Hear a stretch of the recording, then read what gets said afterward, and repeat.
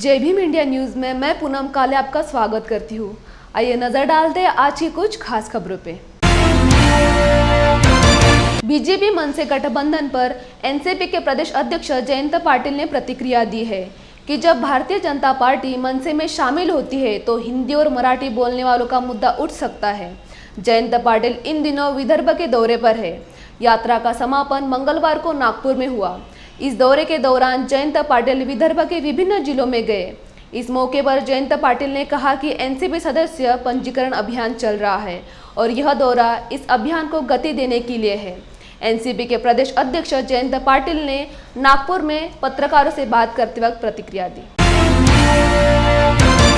पक्षाचे सदस्यत्व नोंदणीची मोहीम चालू आहे, ती अत्यंत अंतिम टप्प्यात आलेली आहे आणि त्यामुळे सर्व कार्यकर्त्यांना विश्वासात घेऊन या मोहिमेला अधिक गती देण्याचं काम करण्यासाठी मी सर्व विदर्भाचा दौरा केला। 2-3 जिल्हे सुटलेले आहेत, पण अतिशय चांगला प्रतिसाद विदर्भातल्या कार्यकर्त्यांनी या कामासाठी द्यायला लागलेले आहेत। आगामी निवडणुकीच्या पार्श्वभूमीवर असा का दौरा होता?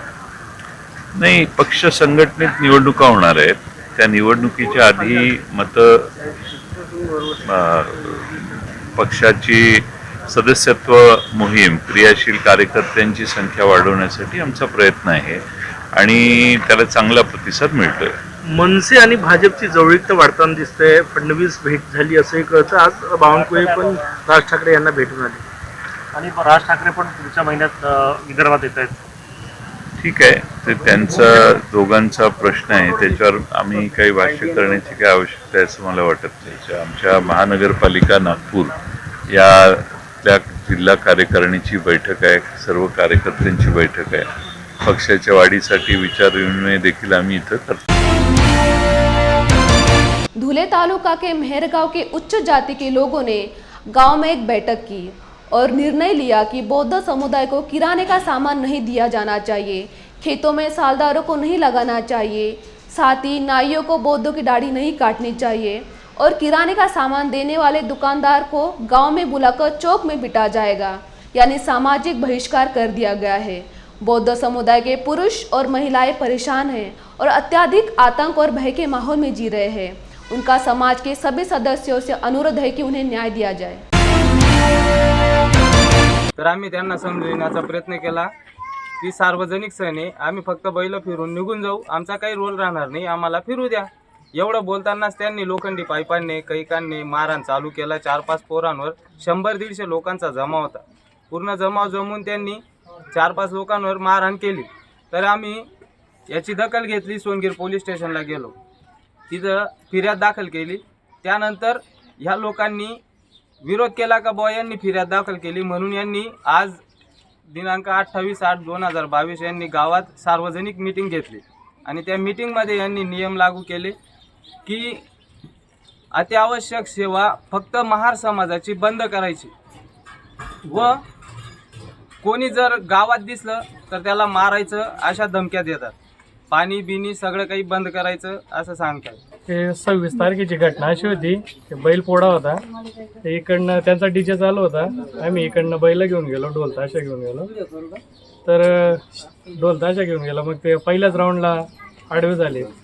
त्यांचं म्हणणं असं होतं की मार केव्हापासून बैल पोडा साजरी करायला लागले, तर राऊंड मारू नका म्हणे। मग आम्ही त्यांना अडवलं, म्हटलं असं नाही चालत, तर बैलांचा सण आहे, सार्वजनिक आहे शेतकरी राजांचा, तर आम्ही फिरू शकतो। म्हटलं नाही म्हणे, शक्यच नाही म्हणे। ठीक आहे, मग आम्ही प्रयत्न केले, बैल आतमध्ये फिरवायला नेले।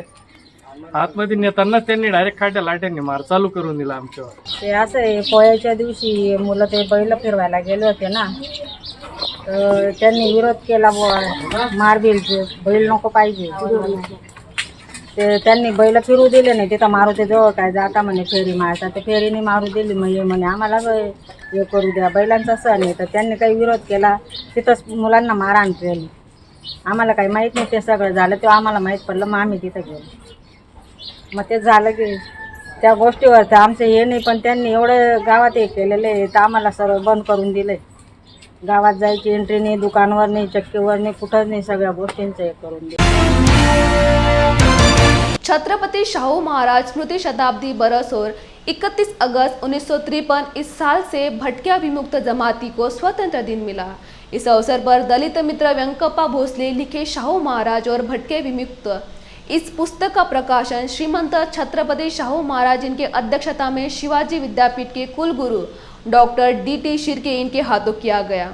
कोल्हापुर शाहू स्मारक भवन में संपन्न हुई कार्यक्रम में ज्येष्ठ इतिहास संशोधक doctor Ramesh Jadhav, doctor TS Patil, doctor Arun Shinde, doctor Sunil Bhosale ने अपनी बात रखी। त्यांच्या स्मृती शताब्दी निमित्त अनेक कार्यक्रम होतील, व्हायलाही पाहिजे, परंतु भटक्या जाती जमातीच्या वतीनं आपल्या या थोर राजाला एक जाहीर कृतज्ञतापूर्वक अभिवादन करणारं हे पुस्तक प्रकाशित होणं आणि भटक्या जाती जमातीने महाराजांना आपल्या या प्रिय राजाला पुन्हा पुन्हा आठवत राहणं आणि त्यांच्या सध्याच्या प्रश्नाची सोडवणूक करण्यासाठी सुद्धा शाहू महाराजांच्या पासून प्रेरणा घेणं हे एक फार वेगळी घटना असेल आणि आपण सगळेजण या घटनेचे म्हणजे या ग्रंथ प्रकाशनाचे साक्षीदार आहोत। भटक्या विमुक्तांना जातीनिहाय त्यांची जनगणना करा। राज्यातील यशवंतराव चव्हाण घरकुल योजना महाराष्ट्र सरकारने सुरू केलेली आहे, ते मात्र तुम्ही अजूनही तळागाळापर्यंत राहत नाही। त्या योजना सर्व चांगल्या पद्धतीने राबवा। राज्यातील आश्रमशाळा सक्षम चालवण्यासाठी ती मदत करा, त्यांना पुढे जाण्यासाठी संधी त्यांना येणाऱ्या अडचणींना त्यांना सहाय्य करा। पण या देशातल्या प्रशासनाचे दारिद्र्य शुक्राचार्य आजही त्रास देण्याचं काम ते अजून चालूच आहे। म्हणून भटक्या विमुक्त मुला मुलींना जातीचे दाखले त्वरित मिळण्यासाठी जातीचे दाखले दिल्याशिवाय त्यांना बाकीच्या शिक्षणामध्ये म्हणा नोकरीमध्ये म्हणा त्यांना संधी मिळत नाही। परंतु हे ना कारण दाखवून तुमचा दाखला आहे का, तुमचा पंचमाचा दाखला आहे का, तुम्ही ते रहिवासी आहात का, अशा पद्धतीने या मुलांचं या मुलींचं त्यांचं जे काही जातीच्या दाखल्याचे प्रश्न आहेत ते आजही दिले जात नाही। या सर्व ह्याच्यामध्ये महाराष्ट्र शासनानं आणि या केंद्र शासनानं सुद्धा केंद्र शासनाचे संबंधित प्रश्न भारत म्हणायचं नाही, हिंदुस्थान म्हणायचं। बारसं कोणी केलं देशाचं? डॉक्टर बाबासाहेब आंबेडकरांना वाचा। म्हणजे ही मीत आहे, हिंदू शब्द ही मीत आहे। हिंदू नावाचा धर्म भारतामध्ये नाही। रामायण, महाभारत, उपनिषद, आरण्यक, ब्राह्मण ग्रंथ इसवी सन 1000 पर्यंतच्या वाङ्मयामध्ये हिंदू शब्द सापडत नाही। देव यांना विचारा, मोहन भागवतना भागवत शब्द सापडतो, पण ते भागवत एकनाथी भागवत सारखे नाही। जय भीम इंडिया न्यूज में लेते एक छोटा सा ब्रेक। क्या आप पाइल से परेशान हैं? क्या आप प्रेगनेंसी में होने वाले पाइल से भी परेशान हैं? आधुनिक लेजर मशीन व डिया थेरेपी मशीन द्वारा पाइल्स, फिशर, फिस्टुला, पाइलोनिडल साइंस का प्रोक्टो एंडोस्कोपी द्वारा निदान केवल 15 मिनट में बिना चीरफाड़, रक्तस्राव व बिना दर्द के साथ विश्वसनीय इलाज। विशेष प्रशिक्षण प्राप्त डॉक्टर सत्यम सुपारे MS, इनके 3000 से ज्यादा सफल ऑपरेशन व मुंबई से विशेष प्रशिक्षण। साथ ही प्रेगनेंसी में होने वाले पाइल्स पर विशेष बिना ऑपरेशन इलाज। आधुनिक पद्धति, क्षौर सूत्र, सभी इंश्योरेंस के साथ मेडिक्लेम सुविधा। एस्ट्रो ड्राइवर को 50% छूट। आज ही विजिट करें Surya multi speciality laser hospital, KDK college road, Nandanvan, Nagpur. Phone number 9011153200। Break के बाद आपका स्वागत है। अपने जीजा परशुराम कांबले को अनुकंपा तत्वानुसार जयसिंहपुर नगर पालिका में नौकरी नहीं मिली। इससे नाराज हुए 22 साल संतोष कांबले ने कोल्हापुर जिलाधिकारी कार्यालय के सामने अपने शरीर पर घासलेट डालकर आत्महत्या करने की कोशिश की। उन्होंने बताया कि पिछले 17-18 साल से कई मंत्री से मिले, साथ ही कुछ अधिकारियों को पैसे भी दिए, फिर भी किसी ने इस बात की दखल नहीं ली। शिक्षा मंत्री चंद्रकांत पाटिल और जिलाधिकारी राहुल रेखाराव के सामने यह घटना हुई। साथ ही पुलिस और कर्मचारियों ने युवक की जान बचाई। सगळे कागदपत्र आहेत, नगर परिषद मध्ये 96 पासून गैरहजर आहेत, तर आजारी व्यक्ती 1995 ला अर्ज दाखल करतोय तिथं, तरी देखील नगर परिषद उडवाउडवी करते। जयसिंहपूर नगर परिषद सगळ्यांच्याकडे जाऊन आलो, मंत्रालय परत जाऊन आलो, नगरविकास मंत्री एकनाथ शिंदे साहेबांच्या इथं देखील जाऊन आलो, कुणी न्याय दिला नाही आजपर्यंत आम्हाला। आम्ही ही भूमिका घेतली, आमचं कुटुंब रस्त्यावर आलेलं आहे साहेब, पुन्हा आम्ही रस्त्यावर आलेलो आहे. आमचे नाव काय तुझं? संतोष राजू कांबळे, राहणार मी दानवेचा आहे. आमचे घरचे आमचे भाऊजींचे वडील देशासाठी देशासाठी काम करत होते, गटर क्लिनर म्हणून होते. देशासाठी त्यांना जीव गमवावा लागला. त्यांना TB झाला, त्या संदर्भात त्यांचा मृत्यू झाला. तरी देखील यांनी कोणी न्याय दिला नाही आम्हाला, म्हणून आम्ही ही भूमिका घेतली. आमचं कुटुंब सगळं रस्त्यावर आलेलं आहे. ही आमची विनंती आहे साहेब, न्याय द्यावा. म्हणून आम्ही कलेक्टर ऑफिसला आलो आहे. आमच्याकडे पैसे नाहीत वरळी मुंबईला जाऊन आत्मदहन करायचं, म्हणून आम्ही इथं आलो आत्मदहन करायला. किती दिवसापासून मागणी? मागणी 2 महिने झाला आम्ही पत्रव्यवहार करून. कुणाशी पत्रव्यवहार केला? सगळे मंत्र घर खात्याला आम्ही लेटर पाठवले आत्मदहनचं, पुरावा सहित पाठवले साहेब. तरी देखील आमच्यावर अन्याय होत असेल तर सर्वसामान्य माणसांनी काय करावं. त्यामुळे आम्ही आत्मदहन करत आहे. आम्हाला न्याय द्यावा, नाहीतर आम्ही आत्मदहन करू. कलेक्टर साहिबांच्याकडे ही माझी विनंती आहे. दिल्ली में शिक्षा नीतियों की गूंज पूरे देश और दुनिया में है। अब दिल्ली से एक ऐसा स्कूल शुरू हुआ है जिसमें कोई भी एडमिशन ले सकता है। दिल्ली के मुख्यमंत्री अरविंद केजरीवाल ने पहला वर्चुअल स्कूल शुरू किया है। इस स्कूल में आप देश के किसी भी कोने से पढ़ सकते हैं। इसके लिए आज से प्रवेश प्रक्रिया शुरू हो गई है। दिल्ली के मुख्यमंत्री अरविंद केजरीवाल ने हाल ही में एक प्रेस कॉन्फ्रेंस में इसकी घोषणा की। दिल्ली ने शिक्षा के क्षेत्र में बहुत सारे क्रांतिकारी कदम उठाए हैं। एक तरफ स्कूलों के इंफ्रास्ट्रक्चर को ठीक किया गया, पढ़ाई अच्छी की गई, टीचर्स को ट्रेनिंग दिलाने के लिए ब्रॉड भेजा गया, विदेशों में भेजा गया। कई नए पाठ्यक्रम शुरू किए गए, जैसे हैप्पीनेस क्लासेस, देशभक्ति करिकुलम, बिजनेस सिखाने के लिए बच्चों को एंटरप्रेन्योरशिप क्लासेस। कई स्पेशल किस्म के स्कूल शुरू किए गए, जैसे अभी एक स्कूल शुरू करने जा रहे हैं जहां ट्रैफिक लाइट्स के ऊपर जो बच्चे भीख मांगते हैं वो एक तरह से समाज के सबसे कमज़ोर वर्ग होते हैं, उनकी तरफ किसी का ध्यान नहीं जाता, वो किसी का वोट बैंक भी नहीं होते। उन बच्चों को मेन स्ट्रीम में लाने के लिए एक रेजिडेंशियल स्कूल बना रहे हैं हम लोग। इस तरह से एक आर्म्ड फोर्सेस प्रिपरेटरी स्कूल बनाया है जहाँ पे बच्चों को फ़ौज में भर्ती करने के लिए ट्रेनिंग दी जा रही है। उसी तरह से स्पोर्ट्स यूनिवर्सिटी बनाई है जिसका मकसद है देश ज़्यादा से ज़्यादा ओलंपिक और अंतर्राष्ट्रीय स्तर पे मेडल लेके आए। स्किल यूनिवर्सिटी तैयार की है जिसमें बच्चों को रोज़गार के लिए तैयार किया जा रहा है। इस तरह के कई कदम उठाए गए हैं। आज जो मैं ऐलान करने जा रहा हूँ, हम बार बार कहते हैं कि हमें भारत को, सबको मिलके हमें भारत को दुनिया का नंबर 1 देश बनाना है।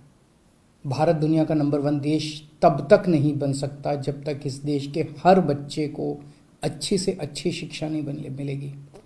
और ये काम हमें बहुत कम समय में करना है। 75 साल खराब हो गए अपने, अब बहुत कम समय में अपने को हर बच्चे तक अच्छी से अच्छी शिक्षा पहुंचानी है।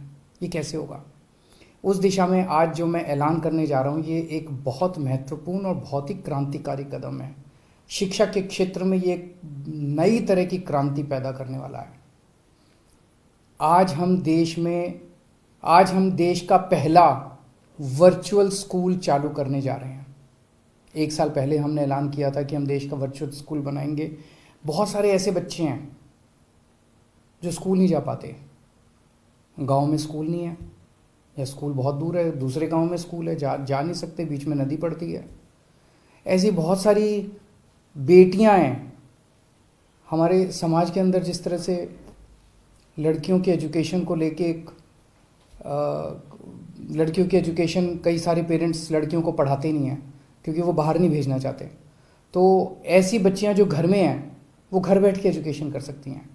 ऐसे बहुत सारे बच्चे हैं जो काम पे लग जाते हैं, बचपन में होना नहीं चाहिए पर काम पे लग जाते हैं। ऐसे सारे बच्चों तक, आखिरी से आखिरी बच्चे तक शिक्षा पहुंचाने के लिए हमने ये शुरू किया है। कोरोना के वक्त जब स्कूल बंद थे तब वर्चुअल क्लासेस लगा करती थी। उन वर्चुअल क्लासेस से प्रेरणा लेके हम लोगों ने ये एक नई तरह का स्कूल चालू किया है। हमारा अपना ये मानना है कि स्कूल तो क्लास में आना ही चाहिए, स्कूल होना ही चाहिए, स्कूल में बच्चों को फिजिकली आना चाहिए। लेकिन जिन बच्चों तक वो स्कूल नहीं, जिन बच्चों को फिजिकल स्कूल मुहैया नहीं हो पाता है किसी भी कारणवश, उन तक कम से कम शिक्षा तो पहुँचे। ये वर्चुअल स्कूल उन बच्चों को शिक्षा पहुँच। 25 से 29 सितंबर को मॉरिशस देश में महात्मा गांधी महाविद्यालय में बड़ा महोत्सव होने जा रहा है। इस अवसर पर डॉक्टर बाबा साहेब आम्बेडकर के पुतले का उद्घाटन मॉरिशस के राष्ट्रपति पृथ्वीराज सिंह रूपन के हाथों होने जा रहा है। इस महोत्सव पर ज्येष्ठ कोल्हापुर के साहित्यिक विचारवंत प्राचार्य डॉक्टर प्रकाश कुंभारे इनको अध्यक्षता पद पर चुना है। इस बात की जानकारी प्रकाश कुंभारे ने लॉर्ड बुद्धा टीवी पर रखी। 14 देश के साहित्यिक विद्वान इसमें शामिल होने जा रहे हैं। मैं प्राचार्य डॉक्टर प्रकाश पुंडलिक कुंभार बोल रहा हूँ। आपने आपको चैनल पर संवाद करने की उपलब्धि कर दीजिए, इसलिए आपका मैं धन्यवाद मानता हूँ। मेरी अलग से अभी मॉरिशस के विश्व विचार मंच पर अध्यक्ष पर प्रेसिडेंट पर मेरे सिलेक्शन हो गया। उसमें मेरा जो योगदान होगा वो डॉक्टर बाबा साहेब अम्बेडकर की आरक्षण विषय भूमिका किया है वो है, और मंडलायुक्त किया उधर भी वो उसके बता रहा है। वो राष्ट्राध्यक्ष है, उधर के पंत प्रधान है, 10 मंत्री है, 14 देशों के विद्वान है, उसके साथ बातचीत हो गई और उसने हमें सब सहूलत दी है।